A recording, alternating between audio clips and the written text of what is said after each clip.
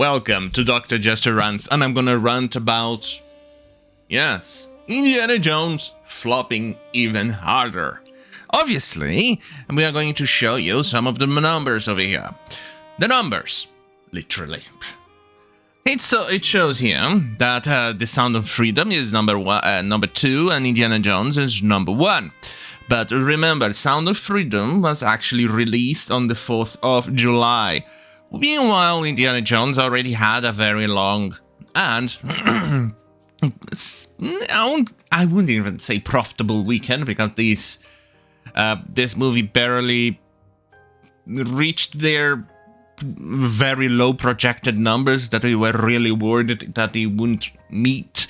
But anyway, here it is. Indiana Jones, which is being played by 4,600 theaters in the US. Sound of Freedom, released on the 4th, being played only on 2,634 theaters.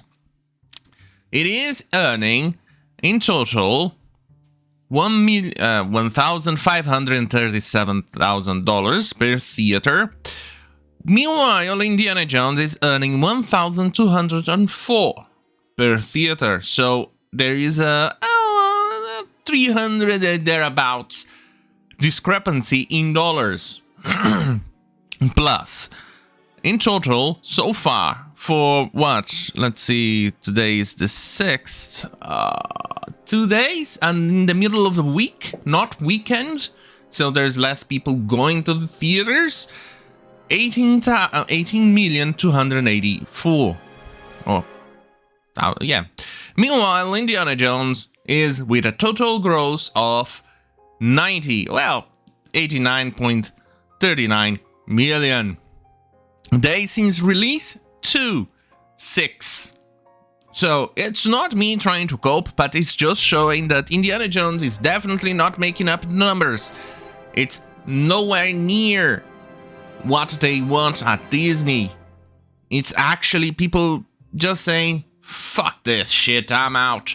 Indiana Jones on the colonoscopy bag or the UV dial.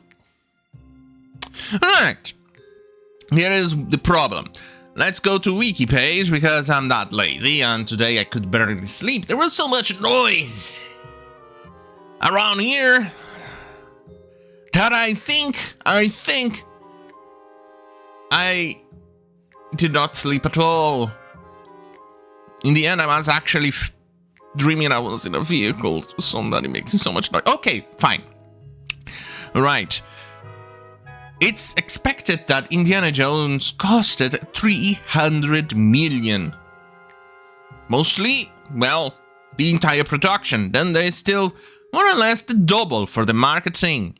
And we also have to account for the theater cut. So, let's make it 700 million for them to break even, thereabouts. And so far, with the extended weekend, with the 4th of July, in which you're expected to rack in money, because it's a very long weekend, especially because of the 4th of July falling right down in the middle of a Tuesday, which people will then use to bridge on. So, you had everything going for you to actually break records. You broke records, but mostly on the failure. Here it is, Sound of Freedom. Indie movie. One that is made with a very tiny budget, with very little to no marketing whatsoever. Costed, a budget of 14.5 million. Here, I don't know when this thing was added. Box Office Mojo. I think somebody here did not do a proper job, because Box Office Mojo... No, let's see how Box Office Mojo is reporting. Yeah, no, it's correct. Box Office Mojo is reporting a 14.242 on release day, but here, Indiana Jones, it's not reporting what... let's see. Yeah, on opening, they're only showing 60 million year opening. But meanwhile, Sound of Freedom, it's showing domestic and worldwide. Well, yeah, it's not counting international, so okay, fine. Let's give them that in the Wikipedia. But either way, with 2 days, and they nearly covered their entire production budget by only a few $1,000s, $300,000 of difference. That's a huge hit for Indiana Jones to be taking. It's a sinking ship. But before I continue, here's a trailer.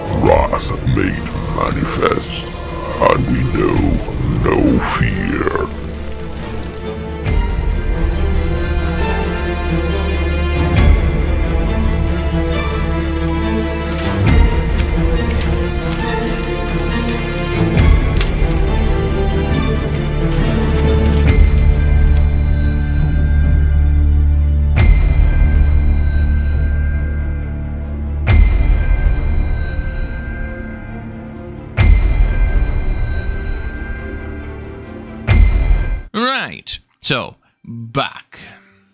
Where was I? Oh, yeah, right. Donking on Indiana Jones on the dial, the UV dial. Okay, right. Right. As you can see here, Sound of Freedom is an indie movie, and they are already recouping more of their costs. They still have some publicity made, but let me put it this way, it's not going to be much, not even the double of this, but let's assume it is a double. But I haven't even heard of this, only by word of mouth on how good this movie is. And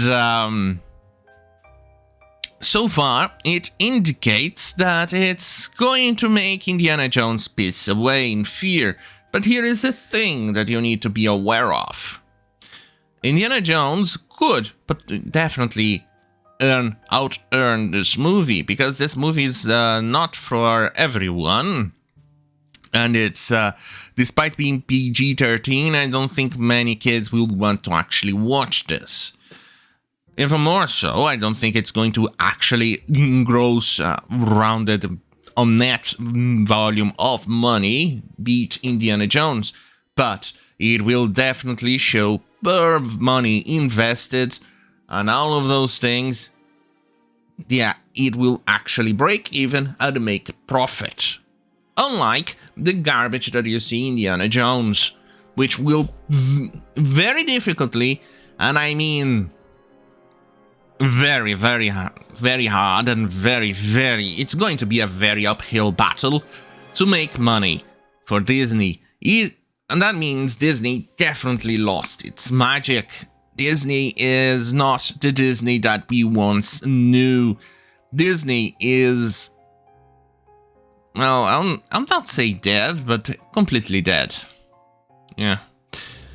Well, maybe the only one that manages to escape is their comic book area, which uses their traditional characters, in which I think is quite good, but I don't know how it is right now, because it's been a few years since I ditched them as well. But if you take their classic comics like Karl Barks, Don Rosa, those are actually good.